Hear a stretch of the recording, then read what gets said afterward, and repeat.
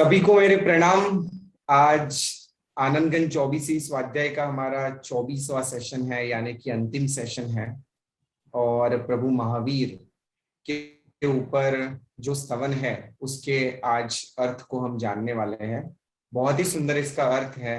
और जिस तरह हमने ये पूरी हमारी यात्रा 1 से लेके 24 तक की है, जिसके अंदर आनंदगंज जी महाराज जो कि एक योगी, एक कविराज, और उन्होंने किस तरह इस स्तवनों के अंदर भगवान से वार्तालाप फॉर्म में, कभी प्रियतम बन के, कभी मित्र बन के, जिस तरह ये पूरा अध्यात्म का मार्ग समझाया है, वो बहुत ही सुंदर तरीके से हमने जाना। और आज भी हमें वीर प्रभु के स्तवन में ऐसा ही कुछ नवीन जानने मिलेगा। और एक रीत से तो आज हमारा अंतिम सेशन भी है। सो ये सेशन के बाद आज हम सब यहाँ ही रहेंगे। और रमजान भाई ने हमें जो ये पूरी स्वाध्याय श्रृंखला में आगे बढ़ाया है, तो उसके लिए हमारे भाव भी हम अभिव्यक्त करेंगे। सो हम आज शुरू करते सबसे पहले वीर प्रभु जी के स्तवन का स्वाध्याय। सो मैं इनवाइट करता हूँ रमजान भाई हसनिया को जैनशाला के इस मंच के ऊपर। रमजान भाई प्रणाम। जी, आभार और प्रणाम नील भाई एवं हमारे साथ जुड़े सभी सहसाधक। श्री आनंदगंज 24वीं स्वाध्याय का यह 24वां पड़ाव, प्रभु महावीर का यह स्तवन हमारी आनंद यात्रा का अंतिम पड़ाव है। भगवान बुद्ध से किसी ने पूछा कि आपने बुद्धत्व को प्राप्त कर लिया, तब आपको कैसा आनंद प्राप्त हुआ था? भगवान तथागत बुद्ध ने हंसते हंसते कहा कि जो आनंद, जितना आनंद प्राप्ति में है, उससे कई अधिक आनंद तो उसके मार्ग में है। दोस्तों, दो शब्द हैं, जॉय और जर्नी। जॉय का कनेक्शन जर्नी से ज्यादा है। डेस्टिनेशन का तो आनंद है, लेकिन जर्नी का आनंद जो है वो अपने आप में बहुत है। श्री आनंदगंज 24वीं की यह स्वाध्याय यात्रा मेरे लिए भी मेरे अंदर के आनंद घन को जगाने वाली बन रही है। ये एक शुभ आलंबन मुझे मिला जिसने मुझे शुभ परिणामों में रखा और शुद्ध की ओर मुझे निरंतर यह यात्रा धकेलती रही। आनंदगंज 24वीं के संदर्भ में नील भाई ने जब मेरे सामने बात रखी थी, तब मेरे मन में बहुत सी अवढव भी थी, मेरे मन में बहुत सारे प्रश्न भी थे। मैं थोड़ा कंफ्यूज भी था, होगा नहीं होगा, होगा तो कैसे होगा। लेकिन एक श्रद्धा थी, और वो श्रद्धा मुझे अंदर से हिम्मत दे रही थी कि नहीं नहीं, तुम शुरू करो, कुदरत तुम्हारे साथ है और कुछ न कुछ तो होगा ही। उपाध्याय गुरु महाराज श्री भुवन चंद्र जी महाराज साहब की वाचना का आधार था। गुरु महाराज और रत्नकीर्ति महाराज की मदद भी थी, और उनकी अगर मदद न मिलती और ये वाचना न होती तो शायद मैं ये काम हाथ में ले ही नहीं पाता। तो उनके प्रति जितना आभार प्रकट करूं उतना कम है। उनके श्री चरणों में वंदन करके ही मैं ये बात रख रहा हूं। और इस बात का भी आनंद है मुझे कि आनंद घन के ऐसे वारिस जो उनकी परंपरा के साथ जुड़े हुए हैं, न केवल जुड़े हुए हैं बल्कि उनके अनुभव के साथ जुड़े होकर उनके अनुभव के स्तर पर जाकर उनके स्तवनों को समझे हैं और हमें समझाया है, तो उसका भी एक आनंद है। सब कुछ तैयार हो जाने पर मैं मेरा ये जो स्वाध्याय है वो आनंदगंज जी महाराज पर छोड़ देता था। और हर बार मुझे प्रेमानंद की एक कविता है, कुंवरबाईनु मामेरू गुजराती में, उसमें गरीब पिता कुंवर जो नरसिंह मेहता है, जो कि मध्यकाल के बड़े कवि भी हुए, उनको सीमंत प्रसंग पे, यानी कि अपनी जो बेटी है वो गर्भवती हुई है और उसके यहाँ सीमंत का प्रसंग है, वहां पे जाना है, मामेरा भरना है। तो खाली हाथ गए हुए नरसिंह को जब कुंवरबाई आकर पूछती है कि अगर आपने कुछ नहीं दिया तो हमारे कुल की लाज चली जाएगी, आपकी लाज चली जाएगी, मेरी लाज चली जाएगी। तब नरसिंह मेहता ने कहा था कि अगर मामेरा नहीं भरा तो लाज तेरी और मेरी नहीं, अपितु कृष्ण की जाएगी, लाज लक्ष्मी नाथनी जा से रे। तो लक्ष्मीनाथ की लाज जाएगी। इसी प्रकार से आनंदगंज जी महाराज से मानो मैं हर स्तवन से मैं बात करता था, विशेषकर जो डिफिकल्ट स्तवन थे, थोड़े कठिन थे समझने में या समझाने में, मेरी मति से बाहर की जब बात हो जाती थी, तब मैं आनंदगंज जी महाराज से कहता था कि अगर सही में मैं ठीक से समझा नहीं पाया या ठीक से बात नहीं रख पाया, तो बोलनार तरीके मारू तो खराब लागशे, बोलने वाला एक वक्ता, उसके हिसाब से मेरा तो खराब दिखेगा, लेकिन मूल बात तो आपकी है। तो अगर आपके स्तवन समझ में नहीं आए तो आपका अच्छा नहीं दिखेगा। तो कृपया जरा रहम करके मुझे वो समझ देना कि मैं थोड़ी बहुत अपनी समझ के हिसाब से बात रख पाऊं। और दोस्तों, मेरे परम आश्चर्य के बीच कभी कभार मैंने न पढ़ी हो, न सुनी हो, न समझी हो, न सोची हो, ऐसी बातें बातों बातों में आ जाती थी। और ये आनंदगन बाबा अपना प्रेजेंस बता जाते थे कि मैं हूं तेरे साथ। कभी कभार किसी स्तवन का कोई राग मुझे मानो पता ही ना हो, कि किसी को पूछा हो तो भी पता ना चला हो, और रात को ये सोचकर कि चलो कुछ ना कुछ हो जाएगा, और सुबह उठते ही उसका राग अंदर से ही आ जाता था। तो मेरी बहुत सारी दुविधाएं जो थी उसको वो एकदम लाइट बना देते थे। तो ऐसा एक अनुभव मेरा भी रहा। तो ये आनंदघन चौबीसी, इसमें जो भी कुछ बातें हुई हैं या आज जो होने वाली है, उसमें अगर आपको कुछ अच्छा लगा हो तो वो मेरे गुरु महाराज भुवन चंद्र जी का रहेगा, रत्नकीर्ति महाराज का रहेगा। और अगर कुछ आपको उसमें कठा हो, अगर कुछ अच्छा ना लगा हो, तो वो मेरा होगा। इसी भाव के साथ आज के स्तवन की हम शुरुआत करते हैं। आरंभ में आनंदगंज जी महाराज के ही समकालीन और मेरे परम प्रिय कवि उपाध्याय यशो विजय जी महाराज की वीर की, भगवान महावीर के एक स्तवन की गाथाएं गाने का मैं लोभ टाल नहीं सकता, क्योंकि यहाँ पे चांस मिला है। तो मेरी प्रिय कविता है ये, भगवान महावीर की वंदना। एक ही समय के दोनों कवियों ने किस प्रकार से की है।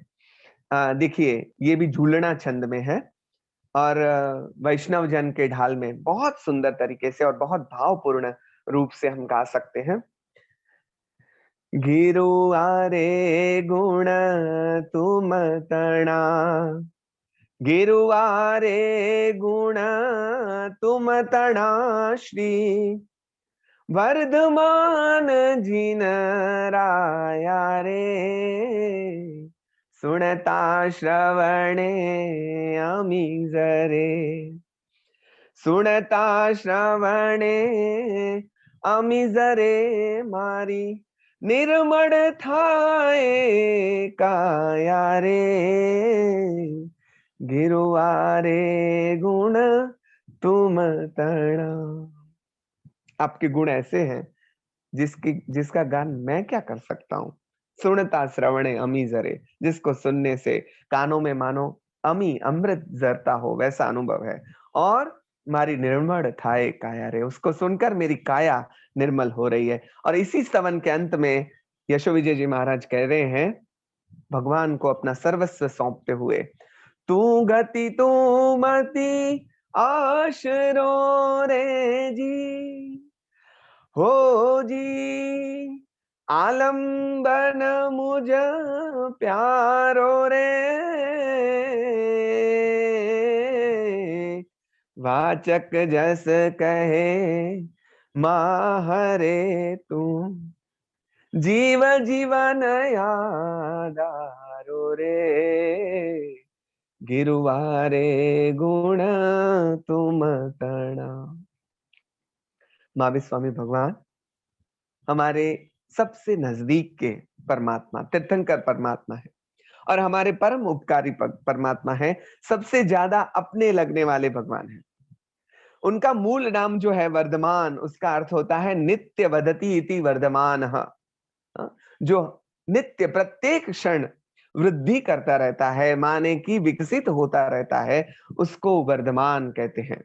तो पुरुषार्थ करके वीर पद को प्राप्त करने वाले यह महावीर खुद किस तरह से महावीर बने, वर्धमान से कैसे महावीर बने, और वैसे महावीर के पास आनंदगंज जी मांगेंगे तो क्या मांगेंगे, तो उसका वीरत्व मांगेंगे, पुरुषार्थ मांगेंगे, उसको हासिल करने की टेक्निक मांगेंगे।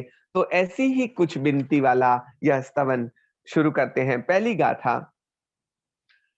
वीर जी ने चरणे लागू, वीरपणु ते मागू रे। वीर जी ने चरणे लागू, वीरपणु ते मागू रे। मिथ्या मोह तिमिर भय भांजे, जीत नगारू बाजे रे। मिथ्या मोह तिमिर भय भांजे, जीत नगारू बाजे रे। दूसरा पाठ ऐसे मिल रहा है। मिथ्या मोह तिमिर भय भांजू, जीत नगारू वाग्यू रे। यहाँ पे भांजे और वाजे बताया गया है। दूसरा जो प्रचलित पाठ है वो ये है, मिथ्या मोह तिमिर भय भांजू, जीत नगारू वाग्यू रे। तो दोस्तों, वीर नाम है भगवान का, महावीर नाम है। तो अंत में 24 के अंतिम स्तवन में आनंदगंज जी महाराज ने वीरत्व का विषय लिया, पुरुषार्थ का विषय लिया, और अंतिम स्तवन में अंतिम कुछ बातें जो कहने की बाकी रखी थी वो भी सब कह दी। तो यहाँ पे विकास करते करते करते करते किस प्रकार से वीर अपनी अंतिम अवस्था तक पहुंचते हैं, और भगवान तो वीर हैं लेकिन मुझ में वो वीरत्व कब प्रगटेगा, वो बात एक साधक, हर एक साधक ने, सही साधक ने यह मांगा है कि आप में तो यह वीरत्व है, मुझ में कब प्रगटेगा। तो आपके पास से मैं आपकी स्थिति मांगता हूं। दोस्तों, भगवान के पास जो राज्यासन है, वो सिंहासन, वो ऐसा है, वहां पे बैठाने के लिए भगवान को खुद को खड़ा होना नहीं पड़ेगा। वो खुद खड़े होंगे तब दूसरा बैठ पाएगा, ऐसा नहीं है। ये अलग प्रकार का सिंहासन है, जितने भी चाहे आकर बैठ जाएं वो सिंहासन पे, हम सब के लिए भी जगह खाली रहेगी। तो महावीर के सामने आकर श्री आनंदगंज जी महाराज ने उनके पास से उनका महावीरत्व मांग लिया है। ये जो वीरत्व है वो मेरे अंदर कब जागेगा, उसकी बात करते हुए कवि जानते हैं कि कब जागेगा। मिथ्या मोह तिमिर भय भांजे, जीत नगारू आजे रे। हाँ? मेरे अंदर वह यह वीरत्व कब प्रकट हो पाएगा, जब मिथ्या मोह तिमिर और भय ये सब भांजे मतलब दूर हो जाएंगे। मिथ्या खोट जो गलत है, सादा अर्थ हम वो कर सकते हैं, और मिथ्यात्व की बात तो आप सबको पता ही है। मोह आसक्ति जिसे हम कहते हैं, मोह माया, तिमिर माने अंधकार, अज्ञान का अंधकार जब मिटेगा, और भय की बात तो आगे आई थी, सेवन कारण प्रथम भूमिका रे, अभय अद्वेष अखेद। तो भय जब टल जाएगा, मिथ्यात्व जब टल जाएगा, मोह और तिमिर जब टल जाएगा, तब ये सब जब दूर होगा, तब जीत नगारूं आजे रे। तब सही माने में हमारी जीत होगी। वो जीत होगी जात उपरनी जीत, अपने आप पर हासिल की हुई जीत। जगत जीतने वाले वीर तो बहुत होंगे, लेकिन अपनी जात को, अपने आप को जीतने वाले बहुत कम महावीर हमारे यहाँ हुए हैं। अब दुनिया की और कोई लड़ाई नहीं जीतनी है, किसी पर सत्ता नहीं जमानी है, स्व पर शासन लगाना है, तभी तो वीर का शरण अब वो कवि लेने गए हैं, क्योंकि उनको भी अपने आप पर अपना शासन जो है वो लगाना है।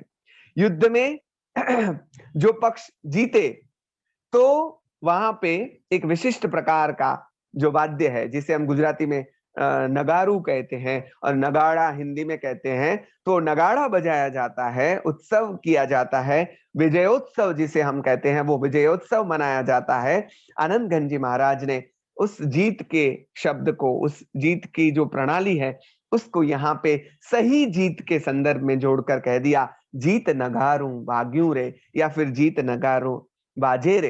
हाँ? आत्मदर्शन हुए बिना इस प्रकार के स्तवन का प्रकट होना शक्य नहीं है, मुमकिन नहीं है।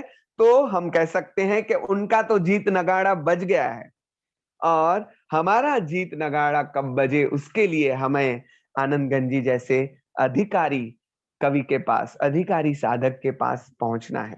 ये जीत नगाड़ा जब बजेगा उस तक की यात्रा कैसे होगी। देखिए अंतिम स्तवन में भी आनंदगंज जी महाराज ने संक्षिप्त में पूरी यात्रा हमें बता दी है। ગુજરાતીમાં કહીએ ને તો એકડે એક થી માંડીને એમણે વાત કરી છે। एकदम प्रारंभ से लेकर अंत तक पूरी सब बातें यहाँ पे एक छोटी सी 7 गाथा के स्तवन में उन्होंने कह दी।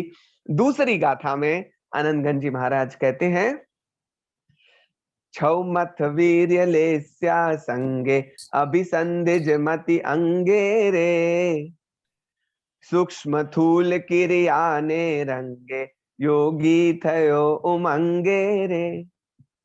छौमथ वीर्य लेस्या संगे अभिसंधिज मति अंगे रे, सूक्ष्म थूल किरिया ने रंगे योगी थयो उमंगे रे। दोस्तों हम सब वीर्यवान हैं, हम सब माने आत्मा मात्र वीर्यवान है। आत्मा में जो शक्ति है अनंत शक्ति है, जिसे हम अनंत वीर्य भी कहते हैं। लेकिन जब तक जीव छद्मस्थ अवस्था में है तब तक यह अनंत वीर्य लेस्या से रंगा हुआ है, अभिसंधिज मति वाला है, इसलिए वो शक्ति गलत मार्ग पर काम करेगी। छद्मस्थ का अर्थ करते हैं लेस्या से युक्त, जिसमें दोष है। छद्म यानी दोष, जो दोष से भरा है वो छद्मस्थ है। तो ऐसा बताया गया, दोष रहित ते केवली। तो छद्मस्थ कौन नहीं है? जो केवली है वही केवल छद्मस्थ नहीं है, हम सब छद्मस्थ हैं। तो केवल ज्ञान जब तक नहीं हुआ तब तक सब छद्मस्थ हैं। तो दूसरा अर्थ है वीर्य। वीर्य के भी 2 प्रकार बताए गए हैं। वीर्य का अर्थ पुरुषार्थ भी है, शक्ति भी है। अभिसंधिज माने प्रयास पूर्वक किया गया पुरुषार्थ, अनभिसंधिज माने अनायास जो होने वाला पुरुषार्थ है वो। मैं अभी बोल रहा हूं तो मैं पुरुषार्थ पूर्वक, अभिसंधिज प्रयास पूर्वक बोल रहा हूं, और मेरी सांसें चल रही हैं तो वो अनभिसंधिज हैं, मुझे पता नहीं है और मेरी सांसें चल रही हैं, अनायास जो हो रहा है। तो जीव जब तक छद्म अवस्था में है, छद्मस्थ अवस्था में है, हम इन शॉर्ट बताएं तो संसार में है, प्रयास पूर्वक कार्य कर रहा है, तो काम तो हो रहा है, शक्ति तो लगाई है, लेकिन शक्ति गलत जगह पे लगाई है। उसका जो वीर्य है वो वीर्य इच्छाओं को इकट्ठा करने में लगा है, और इच्छाएं जब तक हैं तो शक्ति वो इच्छाओं को परिपूर्ण करने में लग जाएगी। ऐसा एक नियम है, रुचि अनुयायी वीर्य। शासन में ये बताया गया है, रुचि अनुयायी वीर्य। अनुयायी माने उसके पीछे चलने वाला। जहां आपकी रुचि चलेगी वहां आपका वीर्य यानी आपकी शक्ति जाएगी। बंद करने शक्ति कहाँ यूज होगी? तो वो जहां आपकी रुचि होगी वहां आपकी शक्ति जाएगी। हमारी मानो भांत भांत और जात जात की इच्छाएं हैं, एक पूरी हुई नहीं कि दूसरी इच्छा शुरू हो जाती है। तो उसको पूर्ण करने के लिए सूक्ष्म या स्थूल कितनी क्रियाएं, जात जात की भात भात की हम क्रियाएं करते रहते हैं। और स्वाभाविक है कि क्रिया कब कर पाएंगे? जब हमारा मन, वचन और काया उसमें जुड़ेगा तब। तो मन, वचन, काया का जुड़ना, इसे योग कहते हैं।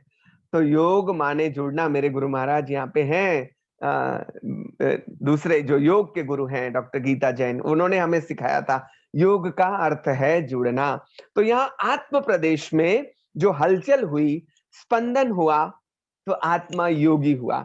अभी यहाँ पे योगी का अर्थ जो जोड़ने वाला है, या जहां पे जुड़ाव आया तब जो अवस्था जिसकी हुई वो योगी है। यहाँ पे साधक योगी की बात नहीं है, साधना के अर्थ में जो योगी है उसकी बात नहीं है। योगी थयो उमंगे रे, उसका मतलब ये है कि जीव आनंद के साथ यह सब क्रियाएं कर रहा है, छद्मस्थ है, उसके लेश्या से युक्त है, तो जात जात और भात भात की इच्छाएं हैं, अज्ञान बस उसकी जो शक्ति है, वो शक्ति उसकी जो क्रियाओं में लगी है, वो क्रियाएं बंधन रूप क्रियाएं हैं।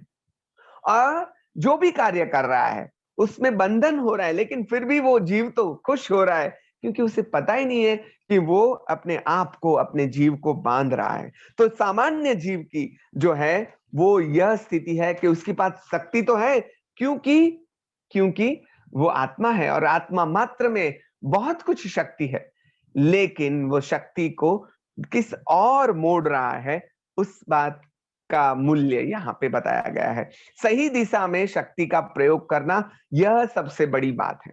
सांसारिक तौर पर हम देखें तो शक्ति तो राम में भी है और रावण में भी है।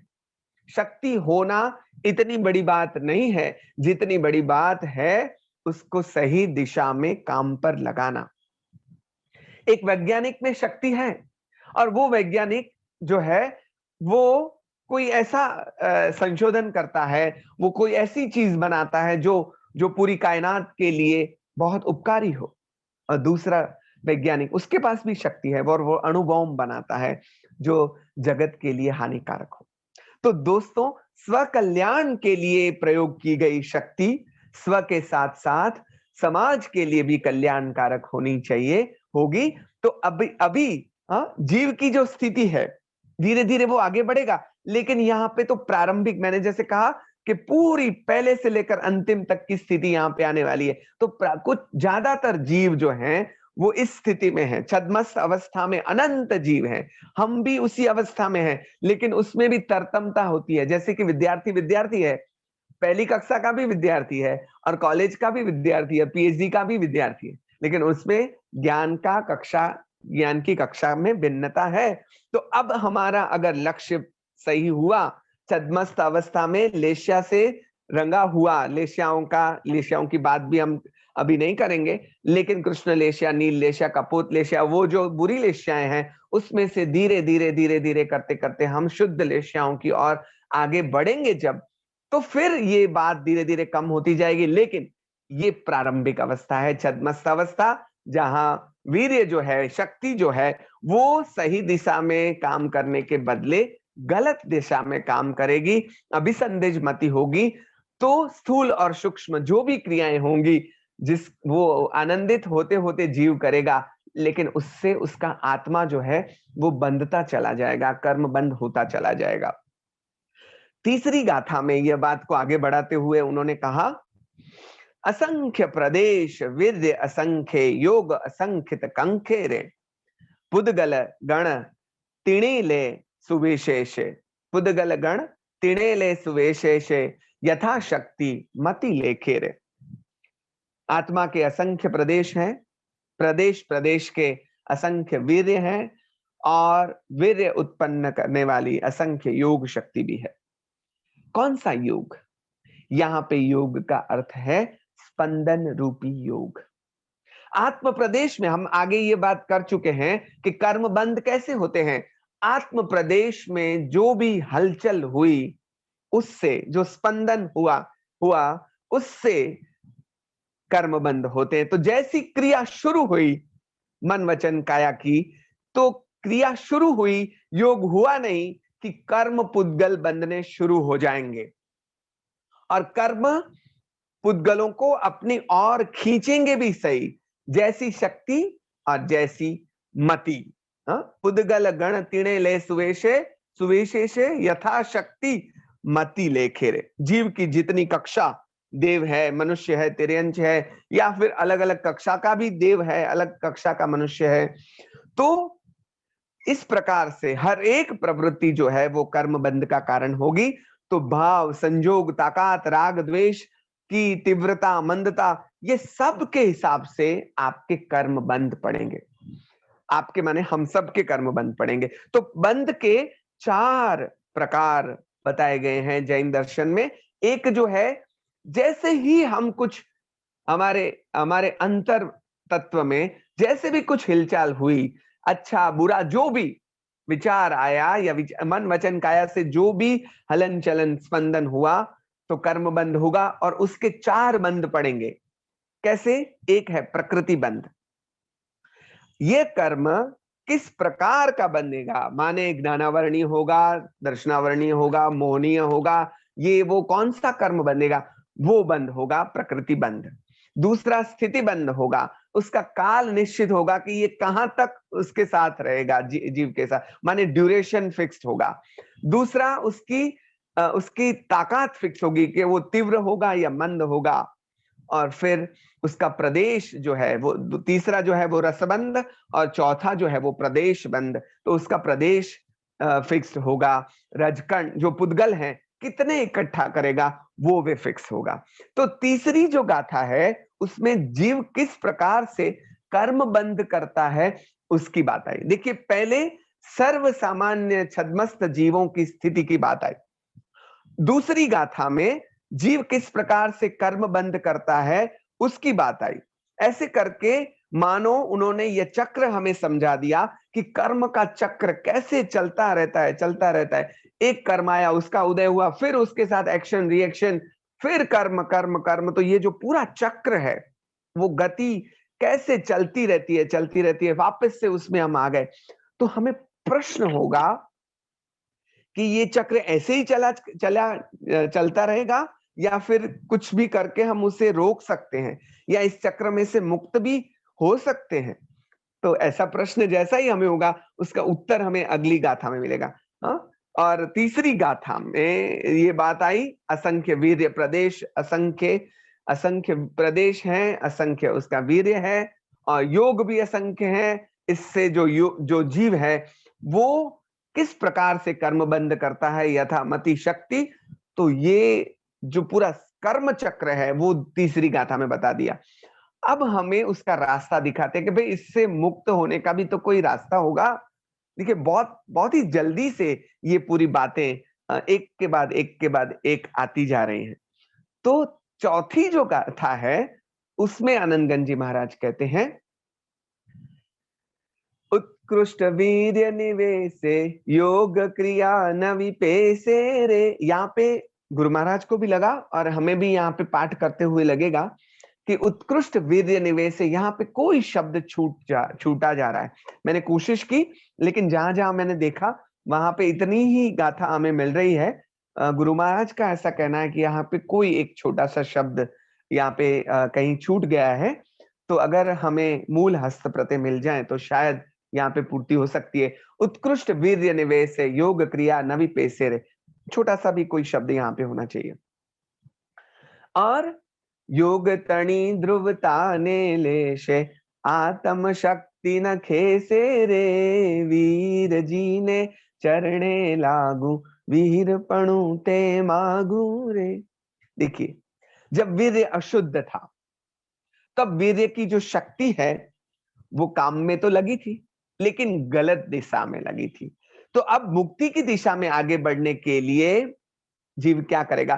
तब जीव जो भी काम करता था उससे उसका कर्म बंद होता जा रहा था। तो शक्ति जिस प्रकार से, देखो अब कादव में जो कीचड़ है उसमें आपका ट्रक अगर फंस गया और जितना जोर लगा के आप उसमें से निकलने की कोशिश करेंगे ना, तो उतना ही आप उस गड्ढे में ज्यादा ज्यादा ज्यादा फंसते चले जाएंगे। तो ऐसी स्थिति में क्या होगा? जितने आप स्थिर रहेंगे उतने आप ऊपर रहेंगे या इतने अंदर नहीं जाएंगे। तो यहां पे अब जो बात है कि जीव क्या करेगा? उत्कृष्ट वीर्य निवेशे योग क्रिया न विपेशे रे, योग तणी ध्रुवता ने लेशे आत्म शक्ति न खेसे रे। लेकिन अब समझ में आ गया। अब उसका जो वीर्य है, वीर्य माने शक्ति जो है, वो शुद्ध होने लगेगी, राग द्वेष मंद हो जाएंगे, धीरे धीरे छद्मस्त अवस्था का जोर अगर घटने लगा, मोह का जोर अगर घटने लगा, तो जीव इस अवस्था में आएगा कि उसकी जो शक्ति है वो अब सही दिशा में काम पे लगेगी। अब तक जीव जो भी कुछ करता जा रहा था उससे उसका कर्म बंध बढ़ता जा रहा था। देखिए आगे जो बताया था वही बात, रुचि अनुयायी वीर्य। तो अब रुचि बदली, आपकी रुचि बदली माने आपका टेस्ट बदला, तो आपकी शक्ति का रुख भी बदलेगा। तो अब जो साधक है उसकी शक्ति प्रवृत्त होगी, लेकिन किस में प्रवृत्त होगी? देखिए ये बात बड़ी समझने वाली है। साधक अब प्रवृत्त जरूर होगा लेकिन किस में प्रवृत्त होगा? निवृत्त रहने में प्रवृत्त होगा। ये बात समझने जैसी है, निवृत्त रहने में प्रवृत्त होगा। अब तक शक्ति का प्रयोग उसने किया कुछ करने में। अब कुछ न करने में शक्ति का प्रयोग करेगा, माने कि संवर आदि जो क्रियाएं हैं, संवर का मान्य होता है स्टॉप, अटकना। अब वो अटकने में शक्ति लगाएगा। तो आत्मा की शुद्धि जितनी होगी इतनी होगी, चारित्र शक्ति, क्रिया शक्ति शुद्ध होगी, और उससे क्या होगा, फर्क क्या पड़ेगा? योग क्रिया नवी पेसेरे। अब योग नहीं होगा। योग का यहां पे अर्थ है मन वचन काया के द्वारा अपने आत्म प्रदेश में जो स्पंदन उठते हैं उसको योग कह रहे हैं। तो योग क्रिया जो कर्म बंध का कारण है वो अब नहीं होगा। अब जो साधक है उसमें प्रवृत्ति चारित्र्य आ जाएगा, और धीरे धीरे करते करते निवृत्ति चारित्र्य आ जाएगा। हमारे यहाँ दो शब्द बताए गए हैं, एक है समिति और दूसरा है गुप्ति। समझ आ गई?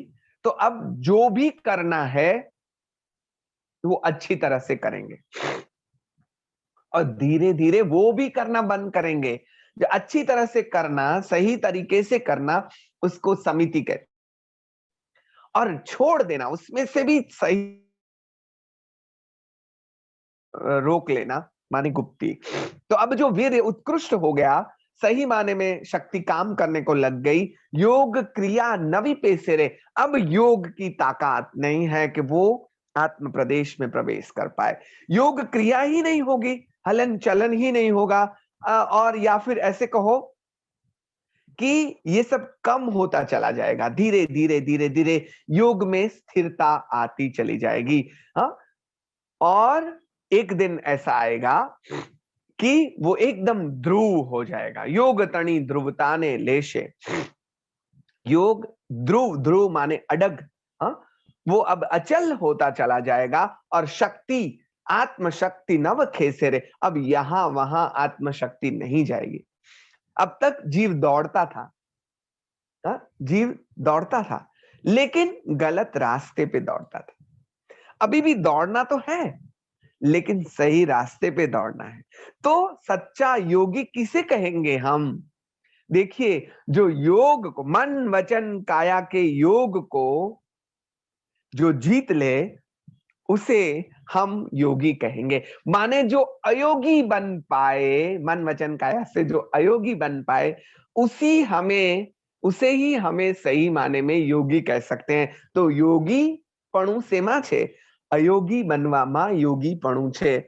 ये बात दोस्तों, जितनी मेहनत कुछ करने में लगती है, उससे ज्यादा मेहनत कुछ न करने में लगती है। हाँ, आपको किसी ने कोई बोल दे कि आपको यहाँ पे 1 घंटे ऐसे ही बैठे रहना है, दैट इज डिफिकल्ट। बर्तन मांज देना है, ऐसा कोई कहेगा तो वो हो जाएगा।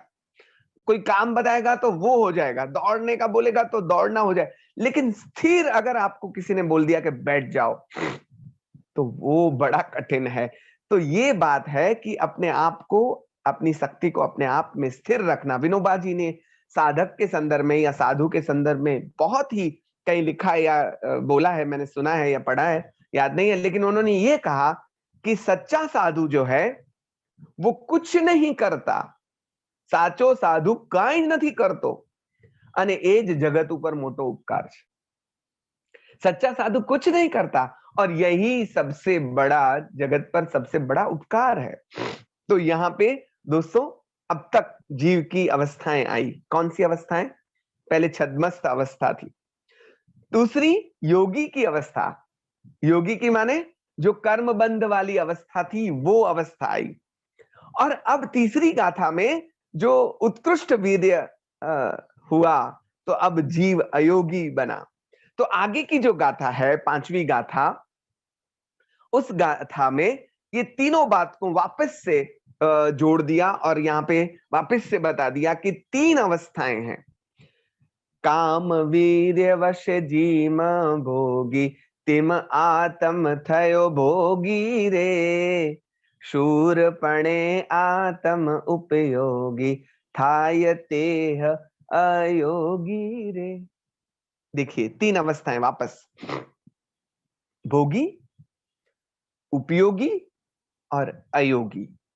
भोगी, उपयोगी और अयोगी। पहली अवस्था में जीव भोगी था, दूसरी अवस्था में वो उपयोगी हुआ और तीसरी अवस्था में वो अयोगी हुआ या होगा। संसार में शरीर का जो बल है उसे भी वीर्य कहा जाता है। तो काम वीर्य वशे जिम भोगी तिम आत्म थयो भोगी रे।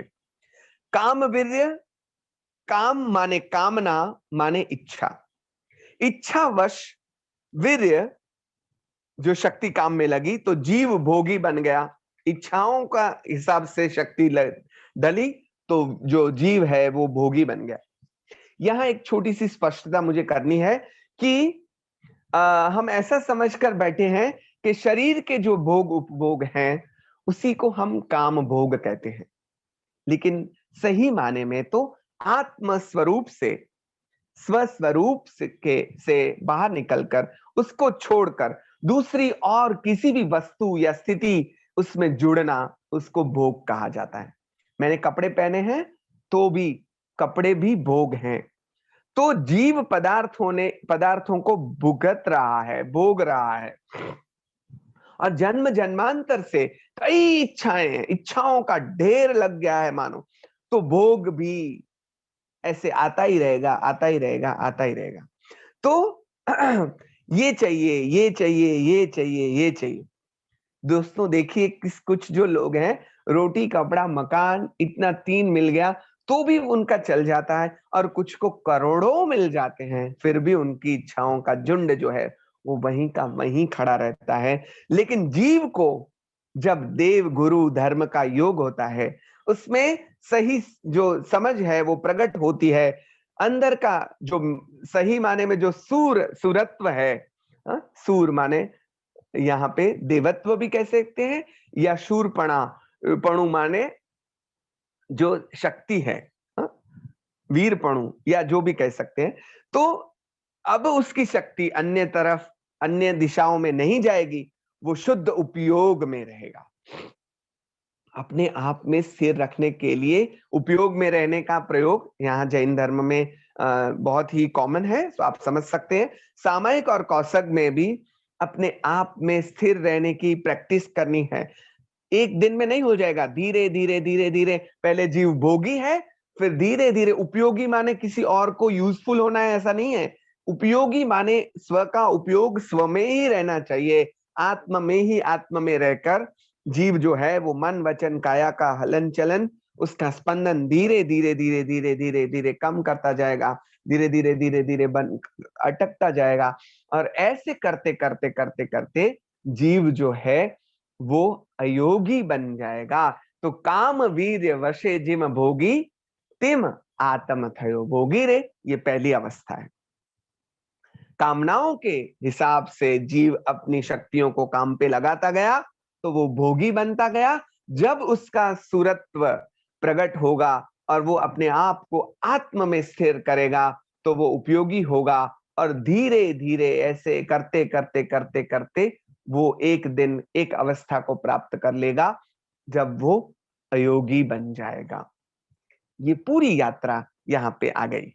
अब जो बात है वो वीरपणु ते छठी गाथा। वीरपणु ते आत्म ठाणे जाण्यू तम चीवाणे रे, ध्यान विनाणे शक्ति प्रमाणे निज ध्रुव पद पहचाने रे। वीरपणु ते आत्म ठाणे जाण्यू तम चीवाणे रे, ध्यान विनाणे शक्ति प्रमाणे निज ध्रुव पद पहचाने रे। ये गाथा अब भगवान को संबोधन करके, पहली गाथा में तो कहा था वीर जी ने चरणे लागू वीरपणु ते मागू रे, तो वो तो किसी और को कह रहे हो ऐसा लग रहा था। वीर जी ने चरणे लागू, हमको माने कह रहे थे। अब सीधा संबोधन भगवान, वीरपणु ते आत्म ठाणे जाण्यू तम चीवाणे रे। तुमची भी शब्द है यहाँ पे, तो तुमची वो मराठी के साथ जुड़ा हुआ शब्द हमें लगता है। ऐसे शब्द प्रयोग अन्य भी आए थे, तब हमने उसकी बात की थी। तो यह जो गाथा है, मैंने कहा कि सीधा भगवान को उद्देश्य के कवि बोले हैं। ये जो वीर्य शक्ति, उसका जब एकत्रीकरण होगा, कहां और कैसे वो स्थिर होगी, शक्ति सही दिशा में लगेगी, तो ये जो पूरी बात है उसको कैसे सही दिशा में लगाना, वीरपणु किसे कहते हैं, वीरत्व किसे कहते हैं, अपनी शक्ति को आत्मा में स्थिर करना, उसे वीरत्व कहते हैं। ऐसा मैंने आपकी बातों से जाना है, जाण्यू तमची वाणे रे। तो आपकी बातों से मैंने जाना है, आपने हमें समझाया है कि वीरत्व तो आत्म स्थान में स्थिर होना है। आपने हमें समझाया है कि शक्ति को अपने आप पे, स्व पे प्रयोग उसका करना है। अब तक हमारी शक्ति बाहर काम कर रही थी, अब सही माने में आपने हमें रास्ता दिखाया है। जात को, अपने आप को जीतने की मानो गुरु चाबी हमें मिल गई है। भगवान बाहर लड़ने नहीं गए हैं। वीर और महावीर में कौन सा फर्क है, ये बात यहाँ पे आती है। भगवान बाहर लड़ने नहीं गए हैं। अंदर बैठे हुए जो अरी हैं, अंदर बैठे हुए जो शत्रु हैं, जो हमें तो दिखते भी नहीं या फिर शत्रु लगते भी नहीं, जो हमारे अपने लगते हैं। एक स्तवन में आया था ना, अरे ये जो बरसों युगों से भवों से आपके साथ थे, ऐसे मोह माया ये वह, उनको, उनके सामने आप लड़ रहे हैं। वो शत्रु भी नहीं लगते। कोई हमें प्यारा लगता हो, राग, तो थोड़ी शत्रु लगेगा। तो राग द्वेष जैसे अंदर के शत्रुओं को, मोह माया काम क्रोध द्वेष, ये सभी के प्रति भगवान लड़े और उन पर जीत हासिल की, इसीलिए वो अरिहंत कहे गए। स्वपद में स्थिर हुए, तो और उन्होंने मार्ग भी यही बताया कि अपने आप में स्थिर होना है तो क्या करना होगा। शक्ति को अंदर रखना है तो काया क्लेश जैसे तप भी बताए, अनशन उणोदरी ये सब तो बताए, लेकिन काया तो स्थिर हो गई, फिर अंदर का काम कैसे करना है, तो उसके लिए भगवान ने क्या बताया, ध्यान विनाणे शक्ति प्रमाणे निज ध्रुव पद पहचाने रे। अरे शरीर को तो कैसे करके हमने कंट्रोल कर लिया, चलो आसन प्राणायाम उससे वगैरह से भी, फिर उसके बाद आसन जो अष्टांग योग है उसमें भी यम नियम आसन प्राणायाम, फिर प्रत्याहार धारणा ध्यान और समाधि, ये आगे की बातें आएंगी ना, यहाँ पे भी वही बातें हैं। तो मन को स्थिर कैसे करना है, तो उसके लिए उन्होंने ध्यान विनाणे, ध्यान की बात यहाँ पे की, एक सबड़ माध्यम ध्यान का मार्ग बताया कि मन को वश करने के लिए तुम्हारे पास ध्यान का मार्ग है। ध्यान एक सबल साधन है। पूजा में भी हम गाते हैं, ध्यान तपे करी कर्म जलायो, केवल तप से कर्म जलेंगे नहीं, ध्यान से उदीर्णा होगी, ध्यान से कर्मों का क्षय होगा। और ध्यान विनाणे, विनाणे माने विज्ञान, विशेष ज्ञान से शक्ति प्रमाणे, हाँ, शक्ति के अनुसार अगर हम काम करेंगे तो धीरे धीरे, काम लंबा चौड़ा है, बड़ा है, तो बड़ा प्रोजेक्ट है, तो ये धीरे धीरे धीरे धीरे होगा, एक दिन में नहीं हो जाएगा। लेकिन जब होगा तब निज ध्रुव पद ने, निज ध्रुव पद पहचाने रे, जब होगा तब वो अपने आप के सही स्वरूप को पहचान लेगा। तो दोस्तों इस स्तवन में यही बात आई कि वीरपणु सेमा छे, वीरत्व किसमें है, तो अपने ध्रुव पद को हासिल करने में है, दौड़ा दौड़ करने में नहीं है। शक्ति तो स्थिरता में है, अपने निज स्वरूप में स्थिर रहना, उसमें शक्ति है। तो यहाँ पे देखिए आगे जो बात आई, पहले योग की माने हलन चलन की बात आई, फिर दैहिक हलन चलन को तो हम कंट्रोल कर लेंगे, लेकिन मूल हलन चलन कहाँ है, कर्म बंद किससे होते हैं, दैहिक हलन चलन तो हम कितना कर सकते हैं, मन वचन काया में पहले मन क्यों रखा है, क्योंकि मन से ही ज्यादातर कर्म बनते हैं। मुझे किसी को मारना है तो मैं अपने शरीर से तो 1 2 10 जन को मार पाऊंगा, शायद मैं बाहुबली हूं तो, लेकिन मैं मन से तो करोड़ों लाखों को मार सकता हूं, अरबों खरबों को मार सकता हूं। मन की यह शक्ति है। तो मन को वश करने के लिए, मन के हलन चलन को दूर करने के लिए आनंदगंज जी महाराज ने ही नहीं, भगवान ने ध्यान का मार्ग हम सबको बताया है। देखिए, पहले सबसे पहले जीव की छद्मस्त अवस्था की बात आई, फिर कर्म बंध कैसे होता है उसकी बात आई, फिर उसको अटकाने के लिए अपनी शक्ति को स्थिर करने की बात आई, निज में स्थिर होने की बात आई, और फिर भोगी, उपयोगी और अयोगी अवस्था की बात आई। योगी और उपयोगी की अवस्था में से अयोगी की अवस्था को प्राप्त करने के लिए आनंदगंज जी महाराज ने जो मार्ग बताया है वो ध्यान का मार्ग है। केवल आनंदगंज जी महाराज ने नहीं, भगवान ने भी यही मार्ग बताया है, ध्यान को ही महत्वपूर्ण बताया गया है। लेकिन धीरे धीरे धीरे करते करते हमारे यहाँ बातें कम होती गई ध्यान की, और फिर धीरे धीरे प्रैक्टिस भी कम होती गई। तो अब ये दुविधा है, लेकिन आगे की यात्रा के लिए जो सबसे बड़ा साधन हमें काम लगेगा वो है ध्यान। अगर हम उससे दूर रहे, उसका उपयोग नहीं किया, तो फिर कैसे पहुंच पाएंगे। तो इस प्रकार से बात करते करते अंतिम गाथा में अंतिम बात कर दी। देखिए, ये पूरा विकास क्रम आ गया। छद्मस्त अवस्था, कर्मबंध की बातें, फिर अयोगी होने की बातें, फिर वापस से भोगी, उपयोगी और अयोगी होने की बातें, भगवान आपसे हमने ये जाना है उसकी बात, और किस में सही माने में वीरत्व है उसकी बात करके अंतिम गाथा में कवि कहते हैं, आनंदगंज 24 अंतिम स्तवन और उसकी अंतिम गाथा है।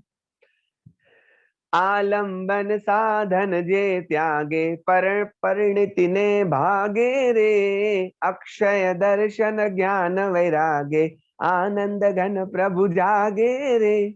आलंबन साधन जे त्यागे, पर परिणति ने भागे रे, अक्षय दर्शन ज्ञान वैरागे, आनंद घन प्रभु जागे रे। अब तक उन्होंने कहा ये करो वो करो, ये छोड़ो वो छोड़ो, ये करो वो करो। अब लास्ट में क्या कह दिया, अरे जो भी आलंबन है उसको छोड़ देना है, जो उसको त्याग करेगा। पर परिणति की बातें तो आगे के स्तवन में बहुत सारी आई थी, उसमें से जो पर का विचार छोड़ देगा, पर का संकल्प छोड़ देगा, अंदर जो उतर जाएगा, सब कुछ छोड़ देगा, अरे उसकी काया भी उसे पर लगेगी, उसको भी वो सिरो वो सिरे वो सिरे वो सिरे वो सिरे वो श्रावी देशे। और जब काया में ही मन नहीं लगेगा तो कपड़ों में, धन दौलत में, मकान में, उसमें कैसे लगेगा, सबसे दूर चला जाएगा। गच्छ में, संप्रदाय में, गुरु को, शासन को, अरे अंत में भगवान को भी छोड़ना है। हा? ये सब तो छोड़ना ही है अपना सब, लेकिन गच्छ संप्रदाय, गुरु, जैन शासन और जिनेश्वर भगवंत, उनको भी आपको छोड़ना है। अगर आप छोड़ पाए तो आप में अक्षय दर्शन ज्ञान वैराग्य, अनंत दर्शन, अनंत ज्ञान, अनंत वैराग्य, माने कि अनंत चारित्र प्रकट होगा, और आनंद घन आपके अंदर ही जाग जाएंगे। प्रभु जागे रे, जाग उठेंगे। आलंबन का अर्थ हम करते हैं आधार। गुजराती में जिन्हें अपने टेको कही। हम जब बालक हैं तब तक हमारा कोई हाथ पकड़ के चलता है, कोई ना कोई आलंबन है। अशक्त हो गए, बीमार पड़ गए तो भी कोई आधार देगा हमें। लेकिन सही माने में जो शक्तिमान व्यक्ति है, तो वो तो किसी आधार का आधार की उसको जरूरत नहीं है। भगवान जो है, वो जो भगवान आदि परम, भगवान तो अंतिम हो गए, उससे जोड़कर सभी परम उपकारी को भी अंत में छोड़ना होगा। और उसका उदाहरण गौतम स्वामी और भगवान महावीर की बात, अभी दीपावली आ रही है और उनकी कथा भी हम सुनेंगे तो, और जानते भी हैं, वो उसका परम उदाहरण है कि भगवान को भी उनके राग, भगवान को माने उनके और की आसक्ति, उनके प्रत्यय का राग, उसको भी छोड़ना होगा। मुझे ये कहना होगा कि कब तक आपको हथियार लेकर चलने की जरूरत रहती है। हमारे यहाँ गुजराती में ऐसी कहावत है, वीर ने शस्त्र सा शाह, या प्रश्नार्थ चिन्ह है, कि जो वीर है उसको शस्त्रों की क्या जरूरत है। उत्कृष्ट में उत्कृष्ट आलंबन जो है उसको भी तुझे छोड़ना होगा। जब किनारे पहुंचोगे तो तुम्हें नाव को भी छोड़ देना होगा, और सब योग क्रियाएं बंद हो जाएंगी, और जो होगा, सब कुछ योग क्रियाएं बंद हो जाएगी। हमारे कच्छ के एक संत हैं मेकरण, वो इस अध्यात्म की बड़ी बात को, किसी का माइक चालू है, कृपया बंद करें। तो उन्होंने एक जो खिचड़ी हम खाते हैं यहाँ पे गुजरात में और कच्छ में ज्यादातर हम खाते हैं, वो खिचड़ी का उदाहरण दिया है। बहुत ही प्रसिद्ध वो प्रसंग है कि उनका एक शिष्य है, वो खिचड़ी बना रहा है और उसकी जो ऊपर की तब जो पतीला है उसके ऊपर एक डिश रखी हुई है, वो डिश उठा उठा कर देख रहा है कि खिचड़ी रंध गई है नहीं है, रंधी है या नहीं है, रंधी या नहीं। तो उसे दूर से उसके गुरु कहते हैं, अरे मेरे दोस्त ऐसे खिचड़ी नहीं रंधेगी। तो बोलता है कैसे पता चलेगा कि खिचड़ी अब रंध चुकी है? तो बोलेगा, कच्छी में कहते हैं, खिचड़ी जड़े बुड़क बुड़क थे जी बंद थिए तड़े समझणू कि खिचड़ी रंधाई गई। खिचड़ी जब बुड़ुक बुड़ुक ऐसा आवाज आता रहता है उसमें से, वो आवाज जब बंद होगा, जब स्थिर हो जाएगी, तब समझना कि वो रंध चुकी है। मतलब पूरी तरह से वो बन चुकी है। तो इसी प्रकार से आनंदगंज जी महाराज ने भी कहा कि अब सब छूट जाएगा और कोई योग क्रिया भी नहीं रहेगी, और जो उसमें मददगार थे वो सब भी छूट जाएंगे। राग यहां तक का भी छोड़ देना है, प्रशस्त राग भी छूट जाएगा। अच्छा, लास्ट में जो शब्द बोले वो मुझे बड़ा अच्छा लगा। उन्होंने बोला, आनंद गण प्रभु जागे रे। आत्मा, हाँ, उसको जगाने की बात है, वो कहीं चला नहीं गया है, केवल सो गया है। हाँ? तो इसीलिए क्या सोवे उठ जाग बाउरे। आनंदगंज जी महाराज ने अपने अन्य पदों में भी यही बात की। हाँ? क्या सोवे उठ जाग बाउरे, अंजलि जल ज्यों आयु घटत है। क्या सोवे उठ जाग बाउरे, उठ जाग उठ जाग। कई संतों ने उठ जाग मुसाफिर भोर भई, अब रैन कहाँ जो सोवत है। जो सोवत है सो खोवत है, जो जागत है सो पावत है। जब ये स्थिति आएगी तब तेरा अंतर आत्मा जग जाएगा, और ऐसा मौका बार बार नहीं मिलेगा।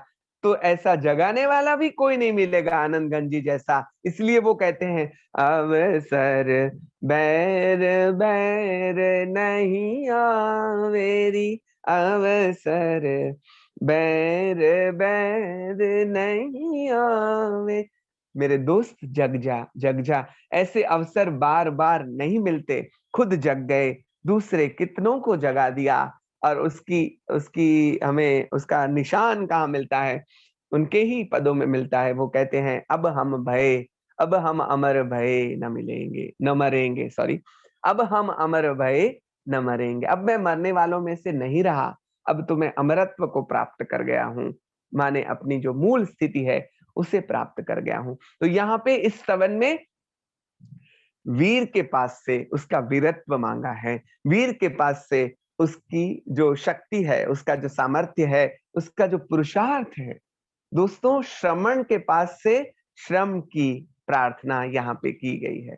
भगवान श्रमण परमात्मा है, तो उनके पास से कृपा की याचना नहीं की है।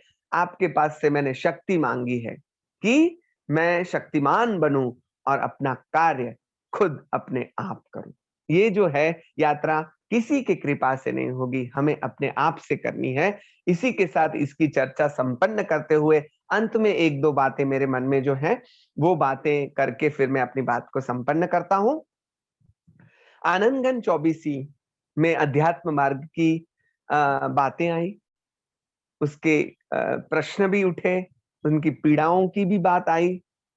सरल से सरल गुजराती, उस समय की जो सरल गुजराती होगी, उसमें आनंदगंज जी महाराज ने शास्त्रों की बातें इन 24 स्तवनों में रख दी, रहस्यों की बातें रख दी, अध्यात्म के अनुभव के गूढ़तम रहस्य भी यहाँ पे आ गए। आगे बढ़ते जाएंगे तो कैसे कैसा होगा उसकी बातें भी आई, तत्वज्ञान की बातें भी आई। दोस्तों, गुरु के दो काम हैं, एक खुद पहुंचता है और दूसरा दूसरों को पहुंचाता है। आनंदगंज जी महाराज ने ये दोनों कार्य किए हैं, और हर गुरुवार को आनंदगंज जी महाराज हमारे गुरु बन के आते थे और हमें बहुत कुछ बहुत कुछ बहुत कुछ देकर जाते थे। हाँ? तो ये गुरुवार को ही हुआ, गुरु कृत्य हुआ। आज सोम माने शिव का दिन है, तो शिव के दिन तो कल्याण की बातें हो करके हम हमारी यात्रा संपन्न करेंगे, लेकिन आनंदगंज जी महाराज ने ये गुरु कृत्य हमारे लिए किया है। दोस्तों, गुरु हमें एक आश्वासन भी देता है कि महावीर पहुंचे, मैं पहुंचा तो तुम भी पहुंच सकते हो। महावीर तीर्थंकर भगवान 2400 तीर्थंकर हुए और उनके वाहक बने ऐसे हमारे आनंदगंज जी जैसे रही सही माने में अध्यात्म योगी। तो वो भी धीरे धीरे काम करते करते उनका काम हुआ। आनंदगंज जी महाराज का भी धीरे धीरे काम करते करते काम हुआ। यहाँ पे भी आनंदगंज जी महाराज ने 2 बार शब्द प्रयोग किया, यथाशक्ति मति। तो आप हम सब भी यथाशक्ति मति काम करते जाएं, चलते जाएं, तो हमारा पंथ जो है वो कटता चला जाएगा। अगर हम खरगोश हैं या कछुआ हैं, जो भी हैं, जितनी हमारी शक्ति है, जितनी हमारी दौड़ने की ताकत है, उतना हम दौड़ पाएंगे। लेकिन दौड़ना शुरू किया, चलना शुरू किया, तो हमारी जो यात्रा है वो कभी ना कभी संपन्न होगी। अंत में कुछ अपनी कृतज्ञता भी मैं व्यक्त करना चाहूंगा। सबसे पहले मैं नील भाई का आभार प्रकट करना चाहूंगा। अगर उनके मन में यह विचार नहीं आता तो ये पूरा प्रकल्प हो ही नहीं पाता। उनके मन में यह विचार आया, उनके जो वरिष्ठ हैं, रमेश भाई आदि जो बड़े हैं, उन्होंने ये इस विचार को तुरंत सहमति दी। उन्होंने ये सहमति दी तभी ये हो पाया, तो उनका भी बहुत बहुत हृदयपूर्वक धन्यवाद मैं प्रकट करता हूँ। हमारी जो टेक्निकल टीम है, जो हमें कहीं दिखती नहीं है, लेकिन वो पूरी टेक्निकल टीम जो ये सब अरेंज कर रही है, हम जहां बैठे हैं, अपने अपने घरों में बैठे हैं, और हमको एक दूसरों के साथ जिस प्रकार से उन्होंने जोड़ा है, उन सभी के प्रति भी मैं अपना धन्यवाद साधुवाद प्रकट करता हूँ। फिर से मैं अपने गुरु महाराज उपाध्याय श्री भुवन चंद्र जी महाराज और रत्न कीर्ति महाराज के चरणों में भी वंदन करता हूँ, क्योंकि उनके बिना तो ये काम हो ही नहीं पाता। मुझ तक ये जो वाचना पहुंचाई, ऐसे हमारे जयंत भाई जो गंगर हैं, हमारे दोस्त हैं, उनके प्रति भी अपना आभार का भाव प्रकट करता हूँ। वो हमारे ही हैं, लेकिन फिर भी उनकी जो ये मदद है, उनकी बदौलत ये हो पाया है। और आप सभी भावक अगर होते ही नहीं तो मैं अपनी बातें किसके सामने रखता। तो अंत में लास्ट तक जो टिके हुए हैं, हमारी पहले यहाँ पे तो बहुत सारी संख्या थी, लेकिन धीरे घटते जो भी अभी रहे हैं, वो सब जो हमारे बुजुर्ग हैं, ज्यादातर इसमें मेरे साथ जुड़े हुए हमारे अभ्यासी बुजुर्ग भी हैं, मुझसे तो आयु में भी ज्ञान में भी बड़े हैं, फिर भी विनम्रता से वो सीख रहे हैं और मानो एक स्टूडेंट हो इस प्रकार से बैठे। मेरे गुरु स्वयं डॉक्टर गीता जैन यहाँ पे एज ए स्टूडेंट शामिल हुए हैं, उसका कितना आनंद है मुझे। और हमारे जो बुजुर्ग हैं, सरोज बेन व्यास हैं, निरंजना बेन कलारती हैं, और कितने सारे होंगे, मुझे ज्यादातर के नाम नहीं पता है, लेकिन सभी को मेरा प्रणाम है। और सबसे ज्यादा आनंद और आभार प्रकट करना होगा आनंदगंज जी महाराज का, क्योंकि अगर उन्होंने ये स्तवन रचे ही नहीं होते तो हम आज इस प्रकार से जुड़े नहीं होते। तो उनके श्री चरणों में वंदन कर ये पूरी 24 की जो भी वाचना हुई महाराज साहब के पास, और उसके आधार से जो स्वाध्याय हमारा हुआ यथा मति यथा शक्ति, वो उन्हीं के श्री चरणों में समर्पित कर आज मैं मन वचन काया से मिच्छामि दुक्कडम भी मांगता हूँ आप सभी से। अगर शासन के विरुद्ध, धर्म के विरुद्ध मुझसे कुछ भी बात हुई हो, या फिर आपको कई और दिशा में ले जाने वाली बात भी हुई हो, तो मैं क्षमा प्रार्थी हूँ। और आप सभी को आने वाले दीपावली पर्व की और नए साल की ढेर सारी बधाइयां देकर मैं अपनी वाणी को यहाँ पे विराम देता हूँ। बहुत बहुत धन्यवाद। पूरी यात्रा में जुड़े हुए हमारे साथ सभी नामी अनामी को मेरा प्रणाम, शत शत वंदन।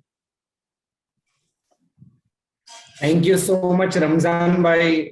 ऐसे तो अच्छा नहीं लग रहा है, हमने एकल की पगडंडी, आपने बहुत सुंदर कविता से शुरुआत की थी और ये पगडंडी इतनी जल्दी विराम ले लेगी ऐसा सोचा नहीं था। ये यात्रा बहुत ही हमारी खूबसूरत रही और कह सकते हैं कि इतना कुछ जानने मिला और इतने सारे हमारे पर्सपेक्टिव ओपन हुए, क्योंकि आपने जिस तरह ये पूरे टॉपिक को कवर किया, यानी कि आनंदगंज जी महाराज साहब की 24 थी, पर उसके अंदर आपने यशो विजय जी महाराज साहब, मीराबाई, नरसिंह मेहता, गंगा सती जी, ऐसे बहुत सारे जो भी आध्यात्म के मार्ग के ऊपर आगे बढ़े थे, उनके सभी के पदों को जोड़ के हमें जिस तरह क्रीम परोसा है वो बहुत ही अद्भुत रहा। और डेफिनेटली यहाँ जितने भी दर्शक है, जितने भी श्रोतागण है, ये सभी ने भी ये सब अनुभव किया और कुछ ना कुछ नया पाया है। सो मैं सभी की ओर से बहुत बहुत धन्यवाद करना चाहूंगा। हमारे रमजान भाई की जो शैली है वो इतनी रोचक और इतनी मीठी और हमको दिल को छू जाए, उनका आवाज भी हमारे दिल को छू जाए, इतना सुंदर। और हमेशा थ्रू आउट ये 24 के स्वाध्याय में उन्होंने एक वक्ता के रूप में उनकी नम्रता ही बताई है। यानी इतना ज्ञान होने के बावजूद भी उनको बिल्कुल अहंकार छू नहीं सका, इतनी विनम्रता हमने रमजान भाई के अंदर देखी है। और बहुत ही सुंदर तरीके से उन्होंने हमको स्वाध्याय कराया। आज हमारे साथ जैन फाउंडेशन के फाउंडर भी बेंगलोर से जुड़े हैं, और उन्होंने भी जब ये सीरीज शुरू हुई थी तो रमजान भाई के साथ हमारा जैन टॉक का एक सेशन था, और उसके अंदर जिस तरह पूरा टॉक सेशन हुआ था तो उन्हें भी इतना अच्छा लगा कि नहीं, हमें ऐसा कुछ करना ही है। और उन्होंने तुरंत हाँ भर दी थी, और रमजान भाई ने भी हाँ भर दी। और जैसे कि त्रिवेणी संगम हुआ और ये सीरीज की शुरुआत हुई, और इतनी स्मूथली ये सीरीज कंप्लीट हुई, बहुत ही क्रिस्प, बहुत ही शॉर्ट रखा, और उसके अंदर भी हम कितना ज्यादा ग्रहण कर सके उसकी रमजान भाई ने हमेशा कोशिश की है। सो मैं रमेश भाई को भी आमंत्रित करना चाहूंगा, उन्हें भी अपने कुछ भाव आज इस मंच के ऊपर अभिव्यक्त करने हैं, क्योंकि ये पूरा जो इनिशिएटिव चालू हुआ है जैन शाला का, इतने सारे कोर्सेस चल रहे हैं, तो इसके अंदर रमेश भाई की भी जो सोच है और किस तरह आप लोग का सहयोग मिल रहा है और हमें मोटिवेशन मिल रहा है नए नए कोर्सेज के लिए, सो ये सब जानेंगे। तो मैं आमंत्रित करता हूँ रमेश भाई शाह को। रमेश भाई प्रणाम। सभी को मेरा जय जिनेन्द्र। आज आनंद 24 के इस लेक्चर सीरीज का हमारा 24वां सेशन है। मुझे बहुत खुशी हो रही है बताते हुए, कोर्स के लिए 300 रजिस्ट्रेशन आए थे और आज सभी का धन्यवाद करता हूं। मैं आप सब अंत तक जुड़े रहे। विदेशी से भी कई लोग टाइम डिफरेंस होने के कारण जैन फाउंडेशन की यूट्यूब पे रिकॉर्डिंग्स पे द्वारा जुड़े हैं। 6 मई को इस कोर्स की शुरुआत हुई थी और 6 महीने में एक कोर्स में 24 सेशंस हुए। I would like to express my sincere gratitude for doctor Ramzan Hasania, जो एक मुस्लिम परिवार से होने के बावजूद जैन फिलॉसफी के इतने डीप तरीके से जानते हैं। उनकी क्लैरिटी, सिंपल लैंग्वेज, काव्य शास्त्र का नॉलेज और ऑरेटरी हर सेशन को इतना इंटरेस्टिंग बनाया है, उसको एक्सप्रेस पाना बहुत डिफिकल्ट है। मेरा ये सौभाग्य रहा कि मैंने उनको पर्सनली मुलाकात की चेन्नई में, और जो ह्यूमिलिटी, जो हम्बलनेस उन्होंने बताया, I was truly impressed, and that's where we discussed कि इस सीरीज को हमको चालू करनी है। और उन्होंने उसका इमीडिएट हमने जो रिक्वेस्ट रखा उन्होंने मान लिया। मैं सब सेशन अटेंड नहीं कर पाया, बट मुझे जो फीडबैक मिलते हैं वो बहुत ही हमारे लिए बहुत ही इंपॉर्टेंट फीडबैक थे। Jain foundation is putting all the efforts to bring scholars of different lecture series. Our vision is how we can convert into an online university. As you might have seen the Khan Institute Coursera, हम लोग specific Jain के लिए इतना knowledge है कि आज भी हमारे पास इतने स्पीकर्स है कि हमें नेक्स्ट 1 साल भर तक इस सीरीज को हम चला सकते हैं। और मुझे लगता है 1 साल नहीं और भी 3 साल तक हम चला सकेंगे। इतने अच्छे स्पीकर्स, इतने डिफरेंट सब्जेक्ट्स पे। At present, throughout the week, every day, हर दिन, some of the other lecture series is going on, and we are getting a very good response from all of you. And we will be truly appreciating your feedback. जितने आप हमको feedback देंगे, हम हमारी पूरी कोशिश करेंगे कि हम उसमें कितना और improvement कर सके। Because of you all, आप सब लोगों के कारण, I am getting a chance to become a limit in spreading this amazing treasure of Jain knowledge. इस सिर्फ आप लोगों के कारण मुझे एक कारण बन के आप लोगों के सामने का मौका मिला है। वी आर सून लॉन्चिंग, हम लोग 6 महीने का कोर्स इसो विजय जी 24 पे लॉन्च करने वाले हैं। I once again thanks Ramzan भाई for taking this through this beautiful journey, keeping the spirituality at the center. आज मैं गर्व के साथ कह सकता हूँ, आज देश में जो भी चल रहा है, रमजान भाई ने सिद्ध कर दिया है कि जन्म से नहीं कर्म से जैन बना जाता है। He is a gold medalist in spiritual poems in Gujarati with a PhD in the same. We are truly grateful to have this series run by Ramjan bhai. I wish him all the best, and I'm sure going forward we will be associated with him. Thank you very much for all the viewers, and once again I will request you to give your feedback, and happy Diwali. Thank you so much. Neil bhai. Thank you Ramesh bhai. So मैं आज ये session open भी रखना चाहूंगा। Thank you so much Ramesh sir, आपने बहुत ही अच्छी से मींस रमजान भाई आप हैं? जी जी जी, हेलो जी हाँ, यस, आपने सभी की ओर से रमजान भाई के लिए बहुत ही अच्छा ग्रेटिट्यूड एक्सप्रेस किया, और मेरी इच्छा है कि आज सेशन ओपन रखूं। ऐसे तो हम सेशन क्वेश्चन एंड आंसर के लिए ओपन रखते थे, पर आज अगर आपको कुछ भी कहना है, कोई भी आपका फीडबैक है और कोई भी आपको ग्रेटिट्यूड एक्सप्रेस करना है, तो आप हैंड रेज कर सकते हैं, मैं आपको अलाउ करूंगा और आप आज इस सेशन में एक्सप्रेस कर सकते हैं। सो मैं सेशन सभी के लिए ओपन रखता हूँ।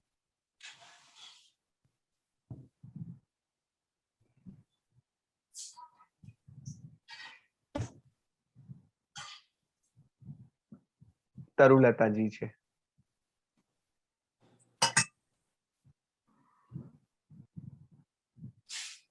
हाँ, नमस्ते जी। Thank you so much Ramzan भाई। It was very nice, very no words to explain that. And also Neil bhai and Ramesh भाई सब बहुत सुंदर तरीके से आयोजन कर रहे हैं।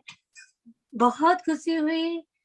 यूएस में रहते हुए इतना चांस मिलना बहुत मुश्किल था, तो इतना आनंद है कि बता नहीं पाते। आप इतना अच्छा सिखाया कि कुछ वर्ड भी नहीं है हमारे पास। और एक रिक्वेस्ट है कि आप जो जैन फाउंडेशन में आप जो सेशन चलाते हैं, जितना टाइम की वजह से और कभी कभार कोई घर की वजह से जोड़े नहीं रहते, तो अगर आप YouTube में सब डाल दो तो बहुत मेहरबानी होगी। Thank you so much. Thanks जी। would like to take that back YouTube पे सब कुछ आप बता दीजिए। यस, तरुलता बहन, जैन फाउंडेशन की जो YouTube चैनल है उसके ऊपर सभी रिकॉर्डिंग्स अवेलेबल है। प्लेलिस्ट में आपको जाके आनंदगंज 24 के ऊपर क्लिक करोगे तो आपको सभी रिकॉर्डिंग प्राप्त होगी। यस, निधि जी आप अनम्यूट कर सकते हैं।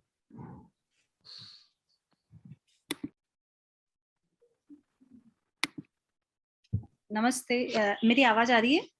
जी जी निधि जी। हाँ, सबसे पहले तो जैन फाउंडेशन को बहुत बहुत धन्यवाद कि उन्होंने इस तरह की एक श्रृंखला चालू की है कि ऑनलाइन कोर्सेज या घर बैठे जो हम सीखना चाहते हैं वो सबको बहुत आसानी से अब सीखने को मिल रहा है। उसके बाद रमजान भाई का बहुत बहुत शुक्रिया। उनको सुनकर ऐसा लगता है कि यह सेशन खत्म ही ना हो, हम उन्हें सुनते जाएं। ना सिर्फ जैन साहित्य के लिए, चूंकि मैं साहित्य से जुड़ी हूँ इसलिए मुझे लगता है कि वो जब अन्य कवियों की बातें करते हैं तो मुझे लगता है कि उन्हें सुनते ही जाएं हम, और ये सेशन खत्म ही ना हो। अपनी बात 4 लाइनों में समाप्त करना चाहूंगी। समय बदला, आए कई नित नूतन तरीके, पर वीरवाणी में कोई खामी नहीं। जिन आगम कल्पसूत्र वाचना प्रवचन, अब ऑनलाइन स्वाध्याय की बारी। जिनवर से नेह करें, कर्म से बने जैन, आनंदगंज 24 में सिखलाया। दिवाली पे संग मिला रमजान का, इसलिए जैन फाउंडेशन के हम सब आभारी हैं। धन्यवाद। थैंक यू सो मच निधि बहन फॉर एक्सप्रेसिंग योरसेल्फ। गीता जी आप अनम्यूट कर सकते हैं।